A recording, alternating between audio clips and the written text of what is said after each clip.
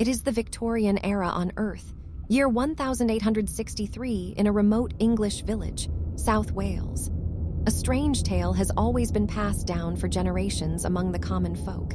Every total solar eclipse, a towering humanoid shadow, clothed in a black cloak and adorned with a shining crown, can be seen atop the local volcano. Many people took it as a foolish story to scare the kids to sleep, but one teenage kid, 14 years, James Wood, became really intrigued. On the 6th of June that very same year, the next total eclipse occurs.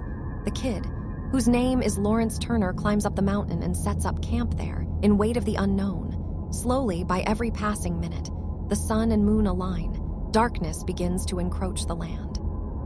From the farthest highlands to the encroachment of the mountain, the darkness sweeps over like a raging fog. James waits for 10 minutes, but nothing happens. Just as he is thinking of leaving, the very surrounding suddenly feels bizarre. He feels strange, as if he has been warped to a weird dimension, one where the very laws of time, space, and matter do not apply.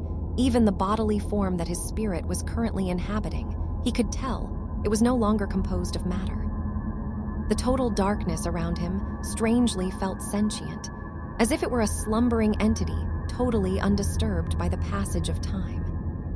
Mortal fear found its way into James' soul. Where he was, he could no longer tell. "Who are you?" Behind him suddenly materialized a man wearing a long hooded garment whose color no man could describe. James could not see any face behind that hood. The longer he tried to scrutinize that faceless man, the more he felt like he was being swallowed up by an unfathomable emptiness. From that feeling and all the evidence around him, he came to a horrifying conclusion.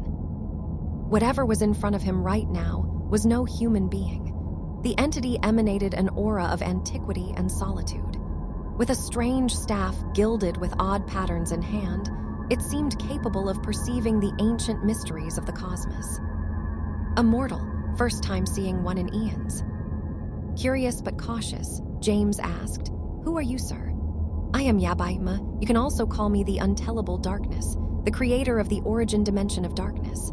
Every universe governed by the laws of light and darkness is overlapped by this realm from whence I rule the night." Stars were right.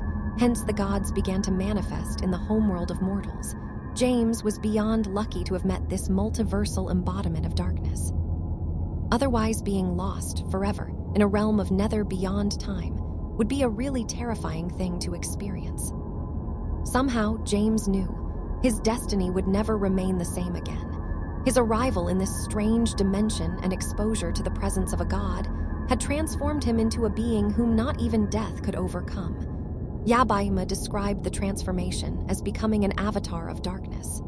For surely as long as darkness remained to be eternal, James would never die.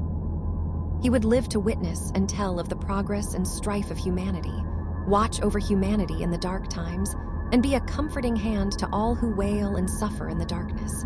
Tales would be told of how strange miracles happened when all hope had been lost.